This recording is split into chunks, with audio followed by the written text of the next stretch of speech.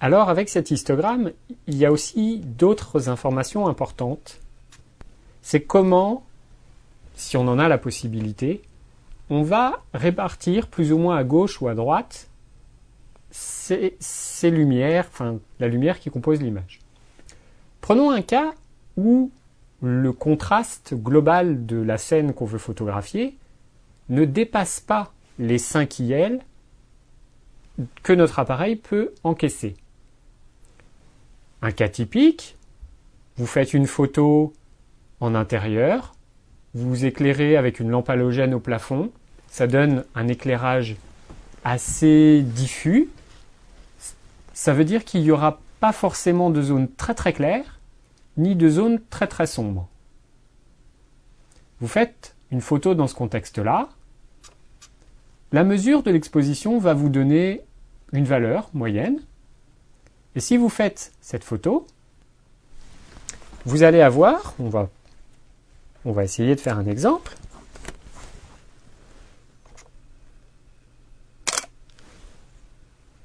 Voilà, je vais afficher mon histogramme en luminosité. Voilà. On a une belle répartition, plutôt à gauche, de notre image. Ce que ça veut dire, c'est que j'ai pas de zone noire unie sans aucun détail. J'ai des zones sombres normales, j'ai des zones intermédiaires, et puis finalement, il n'y a rien de très très clair. Ça veut dire que là, dans ce cas-là, dans mon image, il n'y a rien de blanc. Il n'y a aucun point de mon image qui est vraiment blanc.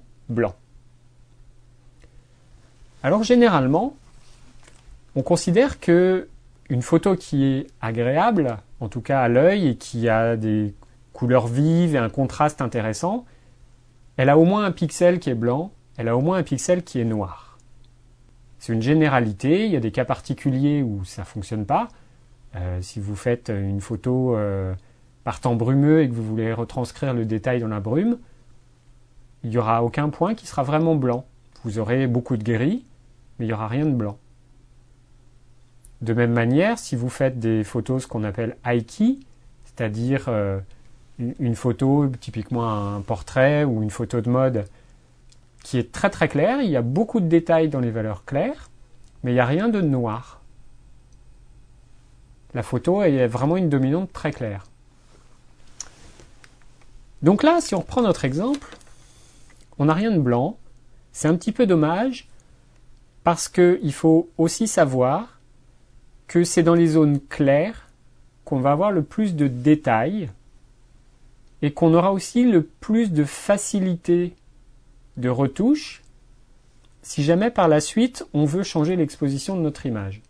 C'est-à-dire qu'il est beaucoup plus simple d'assombrir une image très claire que d'éclaircir une image qui serait trop sombre. Donc, n'hésitez pas à corriger l'exposition si besoin, afin de vous assurer d'avoir une zone blanche.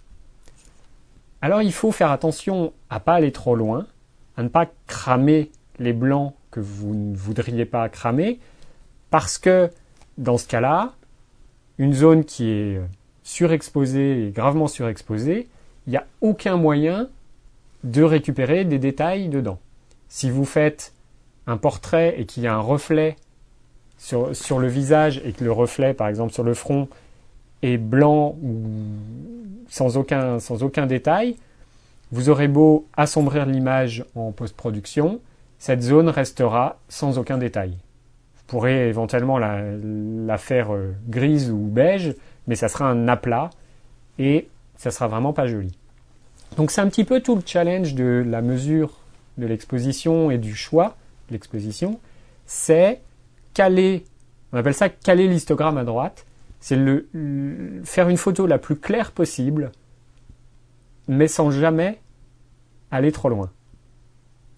C'est pour ça que cet histogramme est très important, qu'il faut l'avoir en permanence affiché, que ce soit juste à l'issue du déclenchement ou après quand vous regardez vos images, afin de pouvoir ajuster l'exposition. Par exemple, là, OK, mon image est clairement trop sombre, j'ai pas assez de valeur dans les zones sombres, pas de problème, j'utilise le correcteur d'exposition, je vais mettre par exemple plus 2/3 d'IL, et je vais refaire la même image.